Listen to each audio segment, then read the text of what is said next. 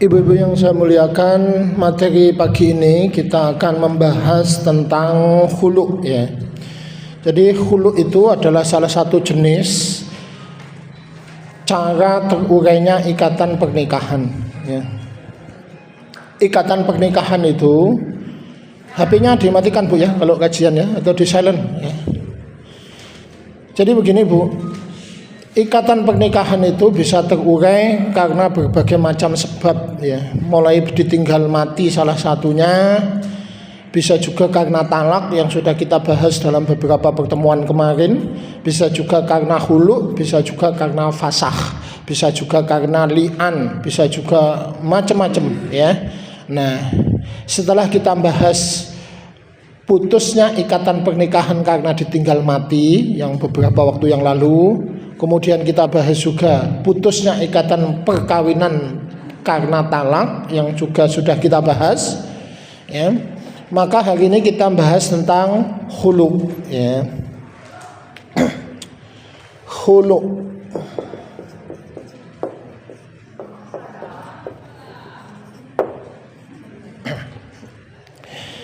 Jadi begini Bu, secara bahasa khulu itu artinya melepas, itu secara bahasa ya. Secara istilah yang dimaksud khulu itu adalah tindakan seorang perempuan memutus ikatan pernikahan dengan suami dengan cara membayar kompensasi kepada suami. Jadi yang disebut khulu itu pengertiannya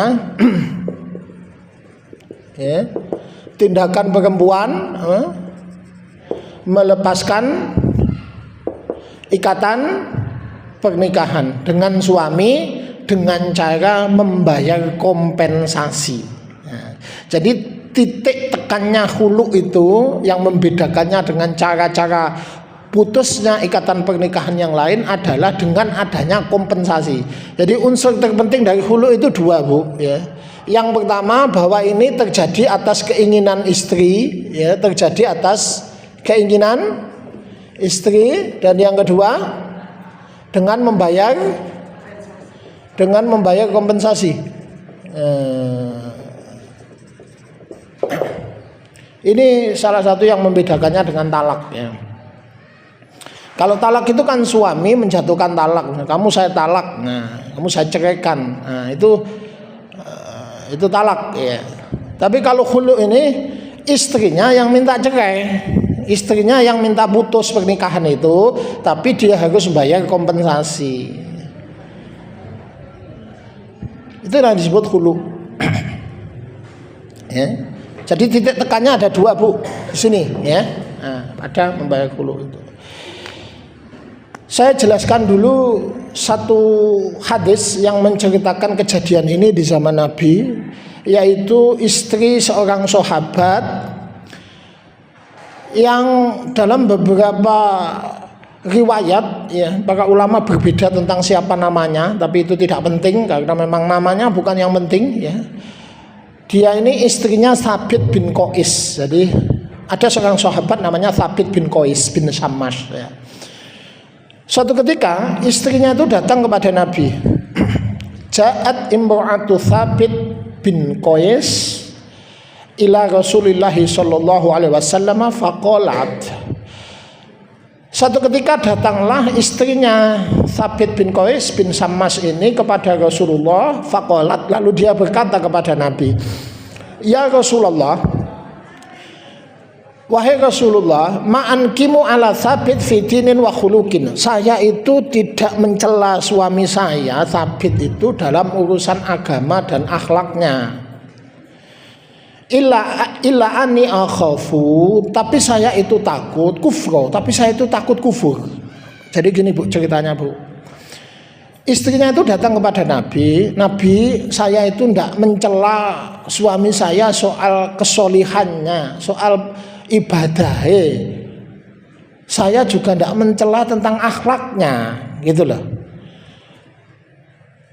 Illa anni akhaful kufur, tapi saya itu takut kufur. Maksudnya gini Bu, kufur yang dimaksud di sini, dia khawatir sebagai istri itu tidak bisa menunaikan kewajibannya sebagai istri kepada suami. Jadi bukan kufur kufur akidah, bukan kufur mengingkari keesaan Allah, kufur kepada Al-Quran, kufur kepada Rasul, bukan. Maksudnya kufur itu artinya ingkar. Dia khawatir mengingkari atau tidak mampu menunaikan kewajibannya sebagai seorang istri. Jadi gini Bu, suatu ketika Nabi itu kan pernah, ketika Mi'raj itu dia berkata, Nabi itu bersabda begini, menceritakan begini, ittala'tu fil jannah wa ra'aitu aktsara ahlihal fuqara. Saya pergi ke surga, saya melihat kebanyakan penghuninya itu orang-orang miskin. Wa tala'tu finnar, saya pergi ke neraka, wa ra'aitu aktsara ahlihan nisa. Saya melihat kebanyakan penghuninya itu perempuan. Lalu Nabi itu ditanya para sahabat, lima ya Rasulullah, kenapa kok bisa begitu? Bikufrihinna, karena kekufuran mereka. Nah, inilah Bu, karena kekufuran mereka. Lalu para sahabat itu bertanya lagi, yakfurna billah, apa mereka kufur kepada Allah? Bukan, kata Nabi, yakfurnal asyir, yakfurnal ihsan. Mereka kufur kepada kebaikan suami dan tidak punya terima kasih kepada suami. Artinya tidak berbakti, tidak menunaikan kewajibannya sebagai seorang istri. Nah, tadi istrinya Thabit bin Qais bin Sammas tadi datang kepada Nabi itu mengatakan seperti itu. Nabi, suami saya ini orang soleh. Thabit itu orang soleh. Dia ini perilakunya sih baik, tapi saya khawatir termasuk yang disebut hadis itu tidak mampu menunaikan kewajiban saya sebagai istri kepada suami saya. Maksudnya si istri ini mau minta cerai Bu, mau minta cerai gitu. Lalu Nabi bersabda begini, fatarudina hadiqatahu, kamu mau ndak ngembalikan kebun yang dulu pernah diberikan Sabit kepadamu sebagai mahar itu? Naam ya Rasulullah, saya kembalikan kebun yang dulu dikasihkan kepada saya sebagai mahar. Oh ya kalau gitu ya sudah cerai. Lah inilah yang disebut khulu itu Bu. Thabit bin Qais itu seorang sahabat Nabi yang sebetulnya ibadahnya itu rajin. Dia sahabat Bu. Dia itu ikut perang Uhud. Dia itu juga pandai pidato, pandai orasi. Nah, cuma kekurangannya beliau ini menurut beberapa riwayat itu memang tidak ganteng. Gitu ya Bu ya. Kurang good looking. Gitu ya. Plus tidak romantis, terus keras, sedikit keras wataknya itu ya. Jadi jangan salah Bu, sama jangan mengira orang yang patang ibadah, patang sembahyang subuh di masjid terus watak terus. Semen kan sering bayangkan itu nek wong soleh itu terus enggak, watak itu lain lagi Bu. Itu watak ya. Soal wong patang sembahyang, soal watang ibadah, patang poso Senin Kamis ambek watak itu seje maneh ya. Ana wong patang ibadah watake kaku iku ya ana, ngono ya.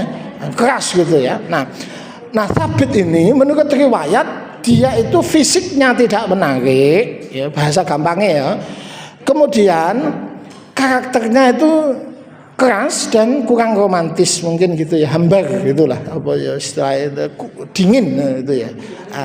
Nah si istri itu lalu merasa tidak tahan, kalau hidup rumah tangga gini terus Nabi, saya khawatir nanti itu tidak mampu menjadi istri yang berbakti, karena itu saya minta cerai. Nah terus Nabi bilang, kamu mau minta cerai sama si Sabit itu? Iya Nabi. Ya kalau gitu kembalikan kebun yang dulu dikasih Sabit itu. Jadi dulu waktu nikah itu maharnya bukan kaleng-kaleng Bu, maharnya bukan 100.000, maharnya itu kebun Tegal. Wong saiki Tegal tebu lah katakan 1 hektar ngono lho maksudnya itu. Lah terus Sabit itu bilang gini, lah kowe kan kate njaluk pegat, ya nek ngono balekno wingi mas kawine iku Tegal apa tebu sing 1 hektar iku, bahasa gampangnya ngono lho. Nah, terus dia bilang, enggak Nabi, monggo kula sanggup. Ya sudah, lalu diceraikan oleh Nabi. Lah inilah yang disebut dengan khulu. Jadi apa yang membedakannya dengan talak Bu? Satu terjadi atas keinginan istri, itu ya. Ini yang poinnya. Yang kedua itu membayar kompensasi. Gitu loh Bu. Nah nanti detailnya konsekuensinya yang tentu berbeda dengan talak itu nanti kita jelaskan karena idahnya beda nanti ya. Terus kapan boleh mengajukan khulu, waktunya itu juga beda dengan talak. Itu nanti ada aturan-aturan sendiri. Nah, sekarang kita bedah dulu di sini. Selama ini kita sering mengira bahwa Islam itu bersikap diskriminatif kepada perempuan, memberikan hak perpisahan itu hanya kepada suami melalui talak. Jadi suami itu kan bisa mentalak istrinya. Lalu sering muncul di pikiran orang itu, kok enak temen ya laki-laki ya, sedangkan istri kok tidak bisa ya menceraikan suaminya.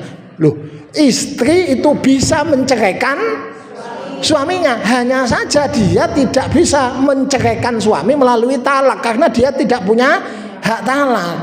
Bagaimana caranya? Dia mengajukan khulu. Kalau suaminya nerima, maka itu jatuh perpisahannya lewat apa bu? Khulu. Atau bisa juga datang kepada hakim untuk mengajukan fasakh dan seterusnya. Nah, bedanya itu.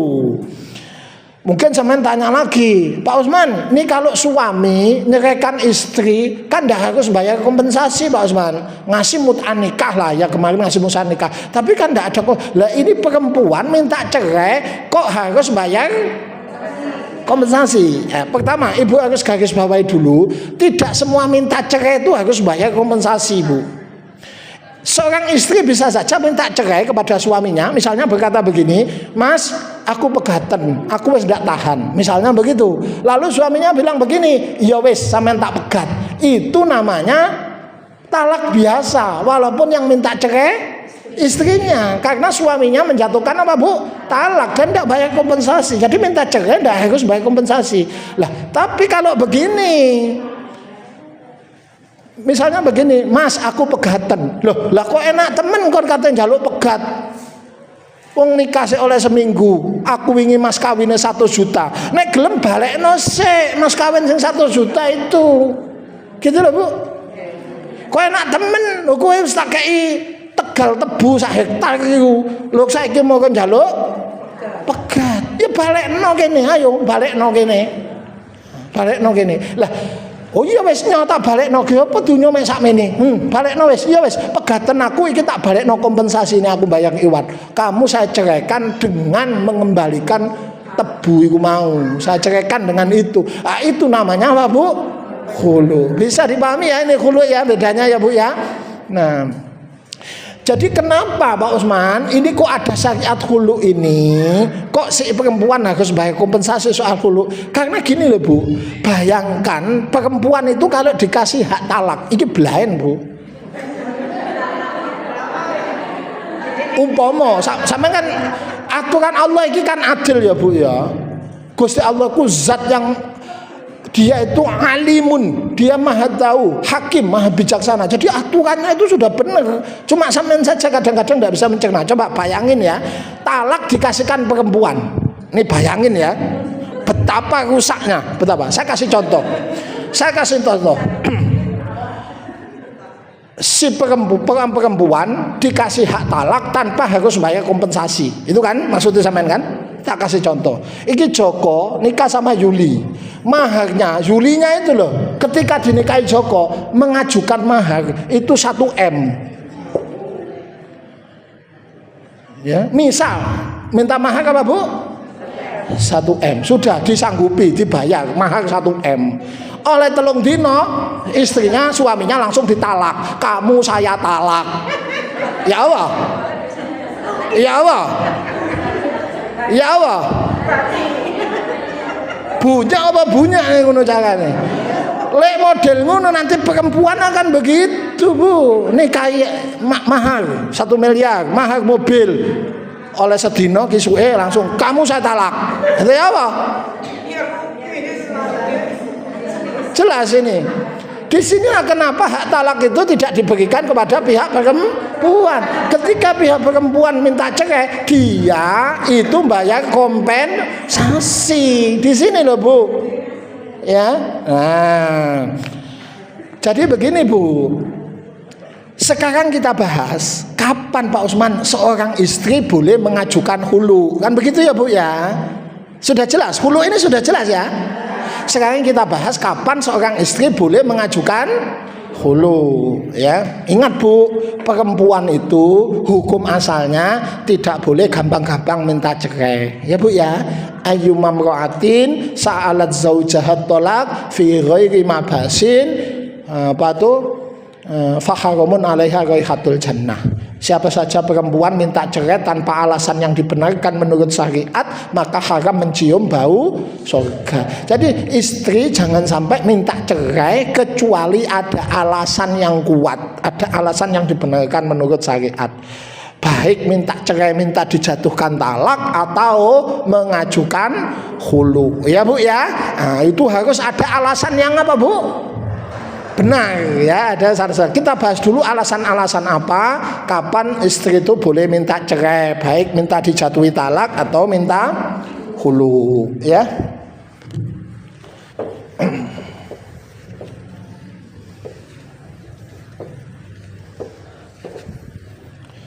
Ya. Satu, suami tidak menjalankan kewajiban. Nah, itu boleh sampai minta cerai, ya. Suami tidak menjalankan kewajiban. Suami kan punya kewajiban ya Bu ya. Dulu sudah dibahas ada 3 ya Bu ya. Financial responsibility, emotional responsibility, spiritual responsibility. Kewajiban suami ada 3: memberi nafkah, memberi pengayoman dan perlindungan, mendidik istrinya ke jalan kebenaran. Kalau salah satu dari 3 saja ini dilanggar, seorang istri itu boleh minta cerai, baik minta dijatuhi talak atau apa Bu? Hulu, itu boleh, ya. Kewajiban suami ada berapa Bu? 3 kan Bu ya. Satu apa? Memberi nafkah. Misalnya suaminya tidak mau menafkahi, tidak mau kerja, malah suaminya diperes, diporotin, disuruh kerja, ya boleh istri minta cerai, boleh, ya. 2, kewajiban suami adalah memberi pengayoman, ya. Termasuk di sini kebutuhan seksual, itu termasuk di sini. Jadi kalau suami tidak memberi kebutuhan seksual atau tidak bisa, misalnya impoten dan seterusnya, itu istri boleh minta cerai, ya. Itu boleh. Jadi istri boleh minta cerai Bu, ya. Nah, itu. Atau suami karakter ngamung jenenge iku. Melakukan kekerasan verbal, kekerasan psikis, kekerasan fisik dan seterusnya, menganiaya istri, ya, tanpa ada alasannya. Nah, itu ya, tukaran-tukaran biasa, sentak-sentakan ya enggak apa-apa. Tapi maksudnya aku memang itu dia menyiksa batinnya istri, ya, sangat menzolimi istri, lah itu boleh minta cerai. Yang ketiga, suami itu wajib mendidik istrinya ke jalan kebaikan. Maka kalau suami misalnya suaminya tidak mau sholat, suaminya mabuk, suaminya judol, suaminya judi, suaminya zina, adu PT, ya, dan seterusnya, suka main perempuan dan seterusnya, istri boleh minta cerai. Jadi kapan istri boleh minta cerai Bu? Ketika suami tidak menjalankan kewajiban. Ibu boleh minta cerai, Mas aku pegaten, ya wis kowe tak pegat, iku jenenge talak. Tapi Mas aku pegaten, lho kok enak aku sentek akeh nyangkon. Entek opo? Sampeyan nyang aku entek opo? Gitu misalnya. Entek opo? Ngono. Oh, sampeyan wis tak kei sembarang lho. Ya tak kei Tegal dhisik Mas kawine. Tegal omah. Ya wis nek ngono jukun maneh tak balekno maneh wis. Ya wis kon tak pegat dengan balekno iku. Lah iku jenenge apa, Bu? Jelas ini maksudnya. Iya, itu ya. Jadi suami tidak menjalankan apa? Kewajiban. 2, suami melanggar syarat yang diajukan sebelum nikah. Jadi suami melanggar syarat yang disepakati sebelum nikah. Melanggar syarat yang disepakati, ya. Dulu waktu-waktu beberapa tahun yang lalu, waktu masih bab tentang istirat fi nikah atau nikah bisyar, itu sudah saya bahas tentang bahwasanya sebelum nikah atau ketika nikah itu ibu boleh mengajukan syarat-syarat tertentu kepada suami, ya. Syarat misalnya ini loh Bu, ya pokoknya syarat-syarat itu tidak bertentangan dengan agama, itu boleh sebetulnya. Mas aku gelem dikabi, tapi sampean kudu tak kei syaratnya aku ndak dijak metu teko omah ibu, tetep aku kelompok ibu. Ayo apa gelem apa ndak gelem golek wong liya. Nah itu boleh, ya. Mas aku gelem dinikahi tapi syaratnya aku ojo dikongkon nyambut gawe blas. Aku ndak gelem. Aku ndak gelem nyambut gawe blas. Aku pokoknya kudu meneng di omah wis ya wis ngerjakno pekerjaan tapi aku ndak gelem nek dikon nyambut gawe blas aku ndak gelem. Ndak aku nyambut gawe kewajibannya sampean blas pokoknya aku ndak gelem mau. Ah itu boleh mengajukan syarat seperti itu ya. Mas aku gelem sampean rabi tapi syaratnya sampean yo kudu nanggung biaya adik-adikku kabeh. Apa gelem apa ndak? Nek ndak gelem wong wis saiki, nek gelem janji saiki kudu adik-adikku kudu ditanggung kabeh. Soalnya saiki aku nyambut gawe, ngene aku kabeh sampean ndak oleh nyambut gawe, berarti sampean kudu nanggung adik-adikku. Itu boleh, Bu. Ya. Mas, aku gelem dirabi. Syaratnya aku ndak gelem dipoligami. Temen aku ndak gelem, janji sumpah sampean. Itu boleh, Bu, mengajukan syarat seperti itu. Nah, ketika dilanggar syarat-syarat itu, ya, maka ibu boleh minta cerai karena suami melanggar syaratnya tadi ya, melanggar syaratnya tadi. Bisa dipahami ya Bu ya ini Bu ya. Jadi ini melanggar syarat. Yang ketiga, ibu boleh minta cerai kalau suami mandul. Apa Bu? Suami mandul. Ya, boleh ya. Berumah tangga sekian tahun ternyata tidak punya anak, sulit. Setelah diperiksa ke dokter ternyata suaminya mandul, spermanya lemah atau apa, wis pokoknya gak iso duwe anak lah gitu ya. Duduk sampean tapi suaminya ya. Sampean boleh itu dalam agama minta cerai, baik minta dijatuhi talak atau khulu. Minta jatuhi talak, Mas pegaten awak dhewe ndak iso duwe anak sampean, aku kepengin duwe anak gitu loh. Itu boleh gitu. Ya. Lho kok enak temen jauh pegat aku sentek akeh nyang entek piro sama nyang aku. Entek akeh kok wis tak geno omah yo wis tak balekno omah wis. Ya itu jenenge khulu. Kamu bisa ya dipahami itu ya. Itu suami mandul itu boleh ya. Yang keempat ya. Istri itu takut tidak bisa menjalankan kewajibannya sebagai istri. Jadi istri apa Bu? Istri takut tidak bisa menjalankan kewajiban sebagai istri. Sampean boleh itu, khulu itu boleh ya. Istri takut tidak bisa menjalankan kewajiban sebagai istri. Kuatek dosa, Bu ya. Contohnya mau loh, istrinya Sabit bin Qais tadi loh, yang namanya entah siapa. Ada yang mengatakan namanya Jamilah, ada yang mengatakan namanya Habibah, ada yang mengatakan Zainab. Wis mbolah sapa jenenge iku. Ulama beda pendapat itu. Yang jelas istrinya Sabit tadi, Bu, minta cerai dengan cara apa, Bu? Khulu. Kenapa coba? Apa suaminya tidak menafkahi? Oh, menafkahi Bu. Sabit itu duduk orang miskin, mas kawinnya ke kebun Tegal. Mas kawin bom saya tebu hektar kan nafkahi, mas kawinnya itu gede. Betul. Apa ini wong ndak sholat Pak? Apa ini orang judul? Loh, ini sahabat Nabi malah ikut perang Uhud. Ma'an kimu ala Sabit fidinin wa khulukin. Nabi, saya tidak mencela Sabit masalah agama dan akhlaknya. Illa anni akhaful kufra, tapi saya takut tidak bisa menjalankan kewajiban saya sebagai istri. Kenapa? Bojone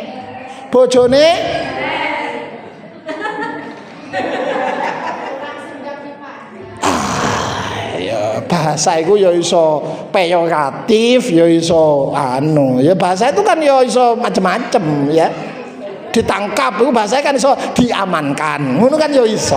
Ya macam-macam bahasa gitu ya. Ya. Nah, Sabit itu tadi memang fisik kurang menarik, kurang romantis, wataknya juga agak keras Bu, istrinya ndak tahan. Inilah khawatir saya Nabi kalau rumah tangga gini terus saya khawatir nanti sikap saya kepada suami saya tidak sebagaimana seorang istri yang semestinya. Bayangno aku agar dijak girap-girap kaya ketok kaya ketok apa jenenge Bu? Iya kan ya apa Bu, nanti saya pas dijak nolak kan dosa gitu loh. Dan seterusnya ya. Mungkin sampean tanya, Pak Usman, berarti kalau suami ndak ganteng boleh minta cerai Pak Usman? Tak lurusno dhisik. Mangkane engko kuwatir aku.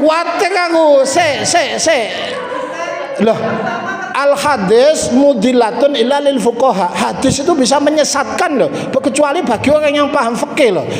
Rungokno itu. Kok sampean tak terangno ngene. Lho Pak Usman kan jelas tadi istrinya Sabit minta cerai gara-gara suaminya ndak ganteng. Berarti nek bojo ndak ganteng oleh njaluk pegat Pak Usman. Tak garis bawahi. Kudu jelas masalah iki, duduk masalah iki. Ngene. Dirungok, disimakno baik-baik. Minta cerai ketika suami tidak ganteng itu ada yang boleh, ada yang tidak. Istrinya Thabit bin Qais tadi minta cerai karena suaminya tidak ganteng, itu baru menikah. Ngerti sampean ya? Ngerti maksudnya? Nikah seoleh seminggu wis kadung dikai mas kawin kebun 1 hektar, terus diwasen-wasenno bojone kok waktu dilamar mungkin tidak begitu ketok ya Bu ya, tapi begitu kumpul bendino kok ngene yo, ngono lho maksudnya itu ya, gitu maksudnya ya. Jadi baru menikah Bu ini Bu,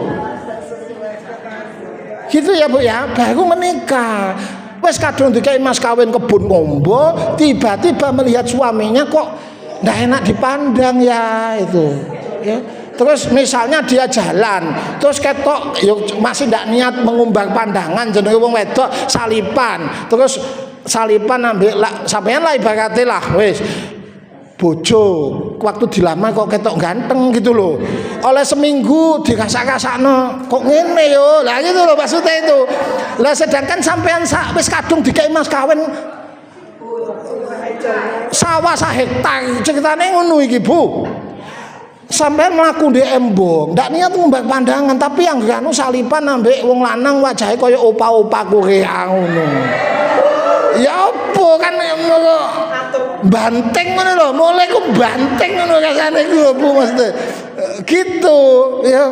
Salipan ambek kadang kan ono wonge ganteng, gagah, brewok, rai senyumnya itu bukan hanya bikin hati berdebar, tapi ginjal itu ikut berdenyut. Wajah itu brewok-brewok sedep kaya duduhe gulai kambing ngono lho. Kan ono jenenge kowe iku nek sampean ndelok kan terus ndoman jemburis. Waduh, kan kene. Lah itu. Nah, mungkin bagi sebagian perempuan Bu, hal begitu enggak penting. Oh, enggak penting, Pak. Yang penting duit. Itu ya ada perempuan begitu. Ada. Enggak penting kan duit, Pak. Yang penting tanggung jawab, Pak. Itu enggak apa-apa. Enggak apa-apa, bisa jadi sampean jenisnya itu. Tapi ada perempuan yang enggak begitu, Bu. Ono perempuan enggak begitu. Gitu loh. Tertekan dia itu. Ya. Wah, aku nyandi-nyandi yang undangan ndak enak ya, nyelindung-nyelindung gitu kancane waktu reuni macam-macam lah wong itu. Nah, kalau baru menikah terus bojo ndak ganteng nyesel, sampean boleh minta cerai mengajukan khulu sepertinya istrinya Thabit bin Qais tadi. Tapi nek wis rabi oleh 50 tahun, oleh 30 tahun njaluk pegat khulu gara-gara ngomong bojone ndak ganteng iki gak oleh Bu. Sampean saiki wis umur 45, umur 50, terus tiba-tiba mengajukan khulu. Alasannya apa Bu? Suami kurang ganteng, Pak. Kan boleh saya ngomong itu istrinya Sabit bin Qais katanya suaminya tidak ganteng. Saya khawatir Pak tidak mampu menjalankan kewajiban sebagai seorang istri. Itu kan ada dalil. Lho engko dhisik nek wis 30 tahun rumah tangga lagi ngomong ndak ganteng iku kasep. Iku jenenge dialih kate mbuwak bojo sing wis tuwek ya, sing wis engkleh iku karepe kate golek maneh. Paham apa paham? Wong wedok ngene iku calone ahli neraka. Ngene sampean. Lho iku calone ahli neraka iku. Ya. Dadi ojo salah paham lho ya. Ojo iku hadisnya jelas, oleh njaluk pegat nek bojo ndak ganteng. Iya nek sik tas rabi. Iya ta, sik tas rabi. Berarti wingi kelili penopo ngono lho. Dadi ketoke ganteng ya. Gitu ya. Apa iya? Itu ya iso gitu itu loh. Lah tapi kalau sudah menikah 20 tahun, 15 tahun, 20 tahun lagi ngomong ndak ganteng, niku ndak bener, Bu. Nggih, Bu nggih? Saya ngajukan hulu saja, Pak. Apa Pak, saya khawatir ini akhaful kufra. Saya khawatir tidak bisa menunaikan kewajiban sebagai istri. Apa? Kurang menarik, Pak. Kan ada dalilnya, modus sama ini wasli sama ini. Tidak oleh ya. Jadi ini ya Bu ya. Inilah sebab-sebab istri boleh mengajukan apa Bu? Khulu ya. Bahkan dalam kasus tertentu sampean malah sangat dianjurkan melakukan khulu Bu. Misal ya dianjurkan bahkan ditekankan. Misal duit sama nake sama sugih, bojone sampean kere, ya kere, ya misalnya begitu. Sudahlah kere, dia ndak sholat meninggalkan kewajiban, dikandani ndak kena, seneng mabuk, seneng judi, ya, seneng main perempuan, ya. Misalnya gitu ya. Mas kawine iku biyen mek 300.000, mek anting situ, ali-ali situ ngono lho. Terus sampean njaluk pegat kan, ndak tahan kan lihat suami gitu, ndak nyambut gawe, ngamukan, ngeplokan, anu titik sablukan digolengno, ya njaluk pegat ae lah. Misalnya begitu. Ndak sholat pisan ya. Lalu ketika sampean mengajukan cerai, dia itu ndak mau menceraikan. Saya ndak mau mencerai. Alasan apa? Gitu. Kamu ndak jalan kewajiban ngono yang aku. Misalnya gitu. Sampeyan ndak salat, ndak oleh. Ndak salat ninggal kewajiban iku koyo celeng. Ya aku ndak gelem dikeloni celeng. Misalnya begitu sampean ya. Aku lho kon wis biyen wis kadung tak kei pening setali-ali situk. Nek anu barekno. Nek ngono carane yo ayo tak balekno mek ali-ali mek situk. Nek ngono iku sangat ditekankan hulu ya Bu ya. Apalagi suami itu membahayakan sampean ya. Sudah mengancam nyawa dan seterusnya itu ditekankan ya. Sampean punya duit ya sudahlah hulu saja. Nyowes. Gawon maneh minggat to. Minggat to ya. Nyowes gawon ali-ali situk gawon wis ya. Gitu ya Bu ya. Itu ini hulu. Nah, kebalikannya Bu, suami itu hukum asalnya tidak boleh Bu sengaja mengkondisikan istrinya supaya hulu. Jadi istrinya sengaja Bu disiksa batine, dikasari ya toh, ketika ndak tahan diomongin. Iya wis ndak apa-apa pegatan, tapi tak jaluk kabeh biyen sing tak kekno nang awakmu. Lah itu ndak boleh Bu ya. Itu ndak boleh ya. Seorang suami sengaja mengkondisikan istri supaya mengajukan hulu itu tidak boleh, haram karena termasuk mendolimi istri. Di dalam surat An-Nisa ayat 19, buka surat An-Nisa ayat 19. Surat apa Bu? Surat An-Nisa 19, coba dibuka.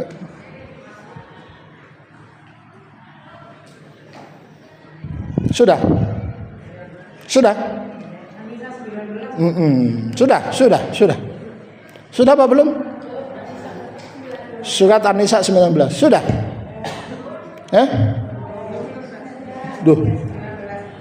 Surat An-Nisa 19. Sudah apa belum?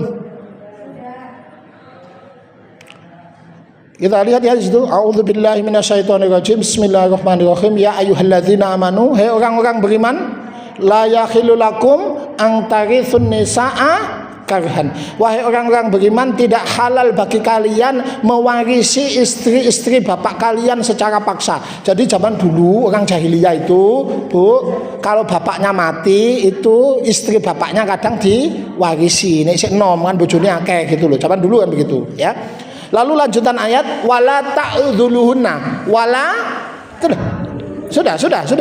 Wala ta'dzuluhunna litadhabu bi ba'dzin ma ataitumuhunna.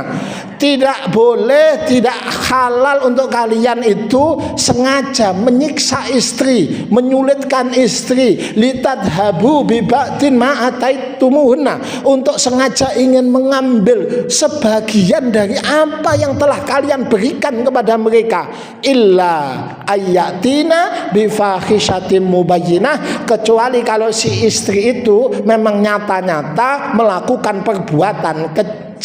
Itu Bu, tegas bahwa seorang suami tidak boleh sengaja mengkondisikan istri itu supaya hulu, disiksa batine, diamu itu keploki, cek nang njaluk pegat engko dijaluk maneh mahare. Lah iku sing gak oleh.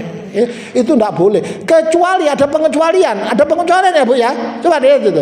Illa ayatina bi fahishatin mubayyinah, kecuali si istri melakukan perbuatan keji yang nyata loh. Kalau istrinya berzina ya, wis kadung dikei mahar akeh, tibake selingkuh mbek wong, lha iku oleh iku ya, dijaluk maneh iku sing wingi dikekno iku. Ya nek ngono kene tak jaluk maneh sing wingi tak kekno iku. Ah seperti itu Bu, ya itu maksudnya ya. Nah, sudah jelas ya. Jadi kalau suami itu tidak boleh mengkondisikan istri untuk hulu, kecuali istrinya melakukan perbuatan keji. Sekarang kita bahas aturan-aturan dan ketentuan terkait hulu ini ya, karena berbeda Bu dengan talak.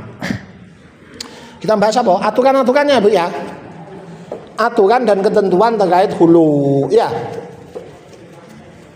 Aturan dan ketentuan terkait hulu. Satu, waktunya. Waktunya ini bebas Bu. Beda dengan talak. Hulu itu beda dengan talak. Ya, waktunya bebas. Masih ingat orang suami mentalak itu kan tidak boleh sewaktu-waktu. Masih ingat tidak aturannya? Talak itu harus dijatuhkan ketika istri suci belum dikumpuli. Coba dibuka lagi catatannya. Kan sudah itu. Iya kan? Talak itu tidak boleh dijatuhkan setiap waktu. Harus dijatuhkan ketika istri suci dan belum dikumpuli. Tidak boleh dijatuhkan ketika istri haid. Tidak boleh istri dijatuhkan ketika istri suci sudah dikumpuli. Tidak boleh dijatuhkan ketika istri nifas. Talak kan begitu aturannya. Kalau suami mentalak istri waktu haid, dosa dia. Ya. Tapi hulu ini Bu, istri boleh mengajukannya kapan saja. Dia kondisi haid boleh mengajukan hulu, dia kondisi suci habis dikumpuli boleh mengajukan hulu. Jadi waktunya itu bebas. Itu bedanya dengan talak. Jelas? Beda apa enggak ini dengan talak ini? Nah, beda ya. Apalagi bedanya Pak? Masa idahnya apa Bu? Coba. Kalau talak, masa idahnya itu berapa coba? Talak. 3 kali suci. Talak itu idahnya 3 macam. 1, bagi yang haid 3 kali guru. Bagi yang tidak haid 3 bulan. Iya. Bagi yang hamil sampai melahirkan. Iya kan? Betul apa betul? Kalau hulu idahnya beda. Walaupun di sini ada beda pendapat ya. Kalau menurut jumhur itu idahnya hulu memang sama dengan idahnya talak, yaitu 3 kali kuruk atau sampai melahirkan. Itu menurut jumhur. Jadi lama idahnya ini kalau menurut jumhur jadi beda ya. Lama masa idahnya itu kalau menurut jumhur itu apa? Sama dengan idah talak. Tapi kalau menurut sebagian ulama Bu, walaupun bukan mayoritas, tapi di sini saya menguatkan pendapat yang ini, yang minoritas ini. Bukan biasanya ngikuti jumhur. Tapi untuk kasus ini Bu, saya cenderung kepada pendapat minoritas. Tapi kalau hati-hati tidak apa-apa. Menurut sebagian kecil ulama, tidak semua ya, ada sebagian kecil ulama ya apa namanya sahabat dari Ibnu Abbas, Ibnu Umar, Utsman bin Affan ya, Syekhul Islam Ibnu Taimiyah itu berpendapat Bu, dan sebagian ulama lain itu berpendapat hulu itu idahnya cuma 1 kali haid. Idahnya apa? Jadi bukan 3 kali haid ya Bu ya, tapi 1 kali haid. Cuma 1 kali.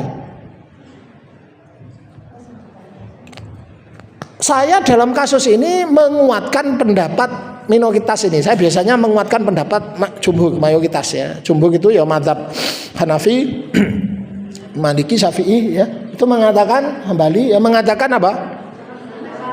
Idahnya hulu itu sama. Berarti 3 kali kuku ya yang haid itu ya. Yang enggak haid berapa itu? 3 bulan. Yang hamil sampai melahirkan. Kalau menurut Utsman bin Affan, menurut Ibnu Abbas, Ibnu Umar, menurut Ibnu Taimiyah ya, dan sebagian kecil ulama lagi itu mengatakan iddahnya itu hanya 1 kali haid. Kalau hamil ya sama sampai melahirkan. Tapi kalau haid itu hanya 1 kali haid saja. Kenapa kok beda pendapat begini? Ini Bu, jumhur mengatakan iddahnya orang khulu sama dengan orang talak itu berdalil pada prinsip bahwa pada dasarnya sakjane khulu iku ya talak. Cuma bedanya adalah di situ si istri ngasih tebusan yang disebut apa? Iwat tadi, tebusan yang disebut iwat tadi. Nah, cuma ada beberapa hadis yang menyatakan bahwa dulu ketika terjadi khulu, Nabi itu hanya memerintahkan perempuannya itu iddahnya itu cuma 1 kali haid. Misalnya dulu ada sahabiah perempuan namanya Rubayyi bin Muawidh, itu pernah mengajukan khulu kepada suaminya dan disetujui oleh suaminya. Itu Nabi memerintahkan dia, Rubayyi itu iddahnya itu hanya 1 kali haid. Kemudian tadi riwayat Sabit bin Qais tadi loh, istrinya tadi lah. Tadi istrinya Sabit bin Qais kan minta cerai tadi dengan cara khulu kan? Nah, itu juga sama. Nabi memerintahkan cuma iddah 1 kali haid. Ya. Tadi wa ja'ala Nabi sallallahu alaihi wasallam iddataha haidatan. Nabi memerintahkan istrinya Sabit bin Qais beriddah hanya 1 kali haid. Lalu kenapa Pak jumhur kok tetap Pak mengatakan kok iddahnya sama dengan talak? Padahal ada hadisnya. Jumhur memilih mentakwil hadis tadi. Hadisnya ditakwil oleh jumhur, dialihkan ke makna lain karena jumhur menganggap lebih layak kalau lebih hati-hati kalau misalnya iddahnya khulu itu adalah disamakan dengan talak gitu loh Bu. Ya ngene ae wis, nek terjadi khulu ya, ya lebih hati-hatinya enggak apa-apa pakai jumhur, tapi secara validitas pendapat saya kok lebih yakin dengan pendapat minoritas karena memang ada riwayat bahwa istrinya Sabit bin Qais tadi hanya diperintahkan iddahnya cuma 1 kali haid. Gitu ya Bu ya. Jadi iddahnya menurut jumhur sama dengan talak. Kalau menurut sebagian ulama termasuk sebagian sahabat itu enggak, tapi cuma 1 kali haid saja. Gitu ya. Itu yang membedakan. Jadi waktunya beda, kemudian apa ini? Masa iddahnya beda. Nah, kemudian selama masa iddah itu suami tidak bisa merujuk secara sepihak seperti halnya talak raj'i. Ya, jadi suami tidak bisa merujuk. Suami tidak bisa merujuk selama masa iddah. Kan kalau talak 1 dan 2, suami itu boleh merujuk apa enggak Bu? Boleh secara sepihak meskipun istrinya enggak mau, kan gitu. Kalau iddahnya habis, boleh nikah lagi dengan mas kawin dan mahar baru dengan akad baru itu. Tapi kalau masa iddahnya masih berjalan, itu suaminya bisa merujuk secara sepihak untuk talak 1 dan 2. Tapi untuk khulu suaminya tidak bisa. Bayangkan kalau suaminya boleh merujuk, lalu apa gunanya khulu? Wong khulu itu istrinya pengen pisah kok. Loh kalau tadi kan suami menjatuhkan talak, kalau talak suaminya kan menjatuhkan talak kan. Nah, kemudian menyesal suaminya, lalu masih masa iddah dirujuk. Loh, memang itu sinkron. Loh, ini kalau misalnya ya khulu itu masa iddahnya boleh dirujuk, itu kan tidak nyambung. Coba bayangin, wong ini istrinya wis ndak kagak pengen pegatan. Begitu mengajukan khulu, sudah jatuh khulu, masa iddah, terus suaminya berhak merujuk. Wong wedok ndak gelem kok nanti bisa sampai direwangi balekno Tegal 1 hektar kok dirujuk maneh. Ndak bisa kan. Lha percuma ya ceritane kan begitu. Wis ndak kolu ya sampe wedok wis ndak kolu ibaratnya ngono lho, ndak kolu. Iku dadi oleh dirujuk sepihak kan ndak nyambung gitu loh. Maksudnya itu gitu ya. Nah, 4. Kalau selesai masa iddah, misalnya selesai gitu, boleh ndak nikah lagi keduanya? Boleh Bu. Jadi keduanya boleh nikah lagi, tapi harus dengan akad baru. Ya waline tekakno maneh ya mas kawin maneh gitu ya. Jadi statusnya sama dengan talak bainunah suho. Statusnya apa Bu? Mirip-mirip ya. Dalam kasus boleh kembalinya itu mirip-mirip talak bainunah suho. Ndak.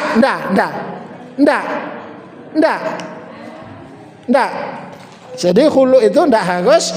Kan kalau ini loh Bu, talak itu dulu kan ditinjau dari segi bisa kembali atau tidak kan ada 3. Kan sudah catatannya. 1 talak roj'i. Iya kan? Talak roj'i itu suami bisa merujuk secara sepihak selama masa iddah. Jelas ya itu ya. 2 talak bainunah suho.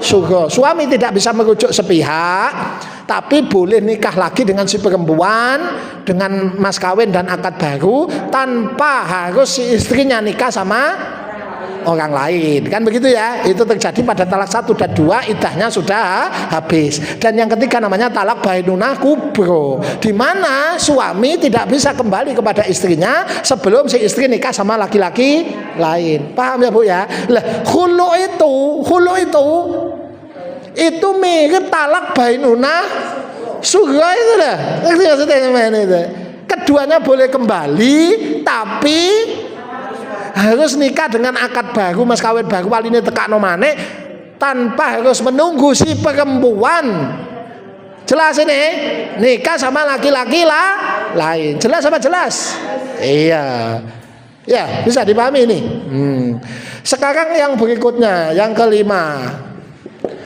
Pak Usman, berapa batas maksimal kompensasi yang boleh dituntut oleh suami itu? Nah, di sini ada beda pendapat lagi Bu. Jumlah yang bisa kan ini mau si suami kan boleh meminta apa jenenge Bu? Imbalan. Imbalannya itu disebut apa Bu? Iwat. Imbalannya disebut apa Bu? Iwat.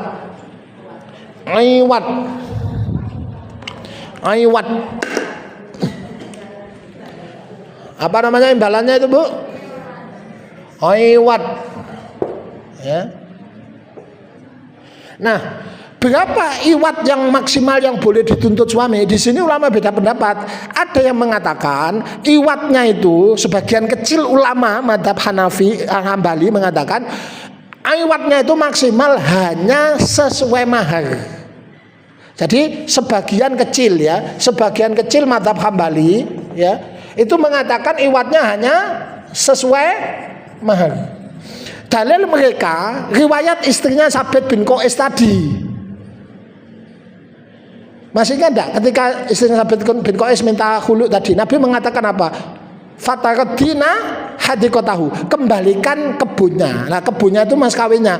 Lalu mereka menyimpulkan berarti iwat yang bisa dituntut itu hanya sesuai mahar. Menurut ini, menurut jumhur tidak Bu. Tidak ada batasan tertentu, tidak ada angka tertentu. Tidak ada angka tertentu. Kenapa? Karena tadi Nabi meminta supaya istrinya Sabit bin Qais mengembalikan kebun, itu bukan menunjukkan bahwa iwat itu hanya dibatasi itu. Kebetulan saja itu maharnya itu gede, kebun, sehingga kebun itulah yang suruh mengembalikan oleh Nabi. Dalam kasus keseharian belum tentu maharnya gede, tapi bisa saja suami pernah ngasih hadiah yang gede. Kalau iwat itu dibatasi hanya sesuai mahar, ini bisa jadi Bu, tidak sinkron lagi, tidak cocok lagi. Contohnya gini, saya kasih contoh. Si A nikah sama si B, si A lelaki nikah sama si B perempuan. Mas kawinnya itu kecil, mas kawinnya katakan hanya 1 juta. Tapi sebelum itu dia ngasih hadiah. Hadiahnya satu buah rumah tingkat loro ono kolam renangi. Lah kalau kemudian iwat itu hanya dibatasi sesuai mahar saja, ya enak toh wedok ibu? Lo kan maharnya 1 juta.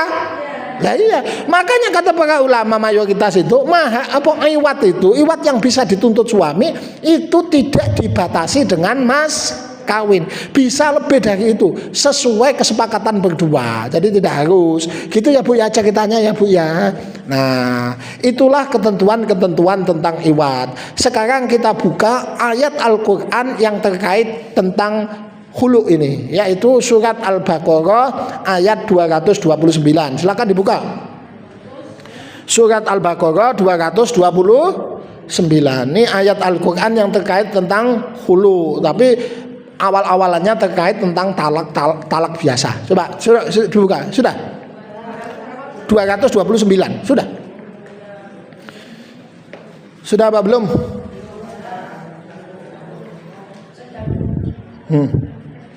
Sudah apa belum?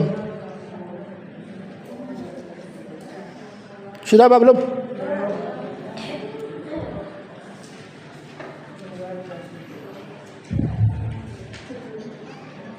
Sudah. A'udzubillahi minasyaitonirrajim. Bismillahirrahmanirrahim. Sudah ya? At-talaqu marratani. Talak yang bisa dirujuk itu hanya 2 kali. Ya Bu ya? Sudah jelas itu ya? Sudah dijelaskan itu ya? Fa imsakun bima'rufin au tasrihum bi ihsan. Sesudah itu ya harus menahan setelah talak 2 kali itu harus mempertahankan pernikahan secara ma'ruf atau bercerai secara ihsan. Itu sudah jelas. Kalimat pertama itu tentang talak Bu, tentang talak roj'i. Talak yang bisa dirujuk adalah 2 kali. Sudah ya itu ya. Nah, kemudian di situ lanjutannya itu tentang khulu. Wala yahillu lakum, tidak halal untuk kalian ya angtakhudu, bahwasanya kalian mengambil mimma ataitumuhunna syai'an, bahwasanya kalian mengambil apa yang telah kalian berikan kepada istri. Itu Bu. Sudah ya itu ya. Illa kecuali ya, ayyakhofa, bahwasanya keduanya khawatir alla yuqima hududallah, keduanya tidak sanggup menegakkan hukum-hukumnya Allah. Nah ini ya Bu, tidak halal bagi kalian para suami mengambil kembali apa yang telah diberikan kepada istri, kecuali keduanya ini, suami istri ini sama merasa bahwa keduanya tidak bisa menegakkan hukum-hukum Allah di dalam pernikahan tadi. Jadi tidak boleh seorang suami itu mengkondisikan istrinya untuk khulu itu, merekayasa supaya mahar bisa diambil lagi, hadiah bisa diambil lagi dan seterusnya itu ya, kecuali kalau keduanya itu ya merasa bahwa memang tidak bisa menegakkan hukum Allah. Nah kalimat wala yakhillu itu, tidak halal itu menunjukkan hukumnya haram Bu, bukan sekedar tidak pantas. Tutu mek tidak pantas njaluk mana mas kawin yang bojo sing wis dikekno, tutu tidak pantas. Wala yakhillu lakum, haram menjadi tidak oleh gitu loh ya. Begitu pula istri, jangan gampang-gampang minta cerai gitu ya, bahkan mengajukan hulu. Nah, wis tak balekno dunyane, gawe apa? Nah, kecuali apa? Illa ayyakhafa alla yuqima hududallah, kecuali sampean khawatir tidak mampu menunaikan kewajiban sebagai seorang istri. Kayak tadi itu loh Bu, maksudnya Bu, iki nek diterus-terusno nambah-nambah dosa. Lah itu sampean boleh seperti itu. Tapi kalau bosen duwe bojo kaya ngene wis hulu ae ora oleh ngono iku. Bosen, payah nek bosen. Nuruti bosen kabeh wong ya bosen. Anggite sampean tok sing bosen. Masih aku ya bosen nek nuruti bosen. Oh, tapi ya belayan ngono rumah tangga kayak bosen ya. Dalam bosen Pak, hulu ae Pak. Eling-eling biyen mas kawine ya mek anting situ bosen bojo ngene, pengin ganti Pak. Ya blane ngono ya. Ndak oleh. Bane bosen ya. Itu. Jadi yang dimaksud hududallah di sini adalah Yang dimaksud di sini adalah kewajiban-kewajiban dalam rumah tangga itu. Kalau khawatir tidak bisa menunaikan, ya boleh hulu, ya. Fa'in khiftum apa itu? Alla yuqima hududallah. Kalau kalian takut bahwa keduanya tidak mampu menjalankan hukum-hukumnya Allah di dalam pernikahan itu, fala junaha alaihima fi maftadat bihi. Maka tidak ada dosa atas keduanya terhadap tindakan perempuan untuk membayar iwat tadi, menebus dirinya dengan kompensasi tadi. Itu maksudnya, Bu. Maksudnya gini. Fala junahan, tidak dosa. Artinya begini, Bu, tidak semua bercerai itu dosa. Minta cerai itu tidak semuanya dosa. Iya, hukum asalnya perempuan minta cerai itu apa, Bu? Dosa. Tapi kalau tadi rumah tangga memang kayak terus nambahi dosa dan seterusnya, maka minta cerai, mengajukan hulu itu boleh. Makanya kalimatnya la junaha. Jadi cerai itu kadang-kadang jalan kesolihan, Bu.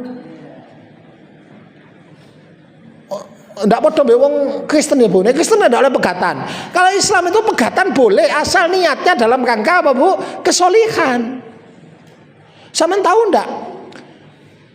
Zaid bin Harithah, anak angkatnya Nabi, sahabat Zaid bin Harithah itu cerai dengan apa itu? Zainab binti Jahsy. Zainab binti Jahsy itu masih apa? Dulure Nabi lah, minduan apa misanan itu. Itu apa keduanya itu bukan orang-orang soleh, Bu? Orang-orang soleh. Apa keduanya tidak menjalankan kewajiban, Bu? Enggak. Oh, namanya orang soleh ya, suami ya menjalankan kewajiban, ya menafkahi dan seterusnya, istrinya ya sama. Ini satu dulure Nabi, situ anak angkatnya Nabi, sama-sama orang soleh, sama-sama orang baik. Kok bisa pegatan, Pak? Ini, Bu. Ini salah satu contoh bahwa cerai itu kadang-kadang jalan kesolihan. Ini, Bu, Zaid itu latar belakangnya dari orang biasa, asalnya budak, lalu dimerdekakan, lalu dipek anak Nabi. Terus karena hukum anak angkat tidak boleh, akhirnya dia tidak jadi anak angkat, tapi pernah jadi anak angkatnya Nabi. Dulu bekas budaknya Nabi, waktu masih Nabi nikah dengan Khadijah, gitu loh, Bu, ya, ceritanya gitu. Jadi kayak anaknya Nabi. Lah, sementara Zainab binti Jahsy itu dari bangsawan paling tinggi. Dia itu saya dulunya Nabi, teko Banu Hashim. Ngerti sama? Teko Banu Hashim, Banu Abdul Muthalib. Iki Banu Hashim iki wong Quraisy apa bangsawane ku darah birune lho. Iku kok nabi ngono iku. Lah, dalam rumah tangga itu karena ada kesenjangan background, apa, Bu? Situ icake budak, itu, Bu. Apa status sosial ya, Bu, ya. Akhirnya ya konflik, Bu. Bukan karena keduanya bukan orang soleh, itu konflik. Lama-lama nek terus-terusno iki iso gagahi apa, Bu? Dosa to. Nek tukaran terus, Bu. Pleko-plekoan, Bu. Mencucu-mencucuan. Nggak nyoba kan seje background nih gitu. Lah daripada terus ngono mending apa, Bu? Pegatan gitu loh, Bu. Makanya kalimatnya tidak semua minta cerai itu dosa, termasuk mengajukan khulu itu tidak semuanya dosa. Ya, jadi sampean ojo memahami cerai itu semuanya jelek. Enggak. Iya, cerai yang alasannya enggak benar, urusan-urusan sepele yang bisa diselesaikan itu sampean cerai enggak boleh, itu jelek. Tapi kalau memang ada alasan kuat, cerai itu sebetulnya ya bukan sesuatu yang dosa, Bu. Makanya kalimatnya la junaha, tidak dosa. Sekaligus juga menepis anggapan bahwasanya perilaku ini perilaku tercela, hulu itu. Ndak semuanya hulu tercela. Misalnya ngene, ndak wong lanang model opo, Mas kawin kok dijaluk maneh. Ya ndak, gitu loh. Lah nek memang ada sebab, Mas kawine wis kadung gede, nikahe oleh seminggu, tuh bojone njaluk pegat, pantes ndak Bu dijaluk meneh, Bu? Ya pantes lho, Bu. Nikah mek seminggu, Mas kawine omah sitok, montok sitok, duwe sak miliar, mau bojone njaluk. Pantes ndak nek dijaluk meneh iku? Ya pantes. Ayo hulu ae jaluk meneh iku. Ya pantes, Bu, mek seminggu lho kowe enak temen bojone. Hah? Lah iya, makanya kalimatnya la junaha, ya. Fa in khiftum alla yuqima hududallah fala junaha alaihima fi maftadat bihi ya. Kalau keduanya memang khawatir tidak bisa menegakkan hukum Allah dalam pernikahan, tidak ada dosa atas keduanya terhadap tindakan istri di mana dia membayar iwat, menebus dirinya untuk mengajukan khulu tadi. Lalu tilka hududullah, itulah batasan-batasan Allah. Fala taduha, jangan kamu melanggarnya. Maksudnya apa? Mulai ayat tadi pertama bahwa talak yang bisa dirujuk hanya berapa Bu? 2 kali, kan begitu ya Bu ya. Kemudian apa lagi? Bahwa suami tidak boleh merekayasa istri untuk khulu supaya maharnya bisa diambil lagi tanpa alasan benar. Istri juga tidak boleh apa Bu? Gampang-gampang minta khulu ya. Ini tilka hududullah, iki batasan-batasane Allah, ketetapane Allah. Fala ta'taduha, monggo kowe aja nglanggar. Tadi yang diomongin tadi itu duduk sekedar nasihat. Iku hukumnya Allah, ojo digawe sepele gitu loh. Semuanya harus tunduk kepada hukum ini gitu loh. Ojo nggih aturan dhewe. Itu maksudnya gitu. Tilka hududullah fala ta'taduha. Iki mek dudu nasihat rek. Iki hukum ketetapane Allah, ojo dilanggar. Ojo nggih karepe dhewe. Gitu loh. Ngerti enggak, Bu? Itu maksudnya gitu. Loh, iki masalah penting loh, Bu. Coba poso Ramadan ayatnya ku ndek Quran mek situ ndek surat Al-Baqarah 185 187 nggih napa nggih. Coba sampean buka sak Quran niku ayat tentang poso Ramadan iki lho Bu, iku kan ono mek ndek surat Al-Baqarah 185 185, tapi bab pegatan bab hulu wah kueh di Quran. Surat Al-Baqarah, surat An-Nisa, surat At-Tahrim ono, surat Al-Ahzab ono, surat Nur ono, ngelecek di Quran. Apa Bu? Karena perkara iki ndak oleh dianggap sepele lho iki. Urusane masalahnya hukum-hukum iki sering dilanggar, at-talaqu marratani dilanggar. Ya ta? Berapa banyak suami istri sudah ditalak berkali-kali, balik mana ya, dan seterusnya ya, dan seterusnya itu ya. Ditutup kalimatnya apa itu wa may yata'adda hududallah faulaika humuz zalimun. Barang siapa melanggar aturan-aturan Allah ini, maka dia termasuk orang-orang yang zalim. Zalim itu menempatkan sesuatu bukan pada tempatnya. Dia zalim pada dirinya sendiri, dia zalim pada orang lain. Zalim pada dirinya sendiri karena dia sudah menimpakan dosa pada dirinya sendiri kalau melanggar aturan-aturan ini. Dia zalim kepada orang lain karena sudah menzalimi pasangannya. Gitu loh Bu ya. Faulaika humuz zalimun. Itulah bahasan kita tentang khulu. Saya kasih kesempatan bagi ibu-ibu yang bertanya. Kalau tidak ada ya sudah ditutup. Tapi kalau ada yang tanya, saya kasih kesempatan tanya. Aku saiki rada kering Bu. Iki nggih jas iki berarti kering. Pokoknya nggih jas ini berarti apa Bu? Kering ya. Sing ngono tok ya. Ada yang mau tanya silakan ya. Ada. Dono luane. Ngomong kok. Astaghfirullahaladzim, astaghfirullahaladzim, astaghfirullahaladzim, astaghfirullahaladzim, astaghfirullahaladzim, astaghfirullahaladzim, astaghfirullahaladzim, astaghfirullahaladzim. Astaghfirullahaladzim, astaghfirullahaladzim, astaghfirullahaladzim, astaghfirullahaladzim, astaghfirullahaladzim, astaghfirullahaladzim, astaghfirullahaladzim, astaghfirullahaladzim. Astaghfirullahaladzim, astaghfirullahaladzim, astaghfirullahaladzim, astaghfirullahaladzim, astaghfirullahaladzim.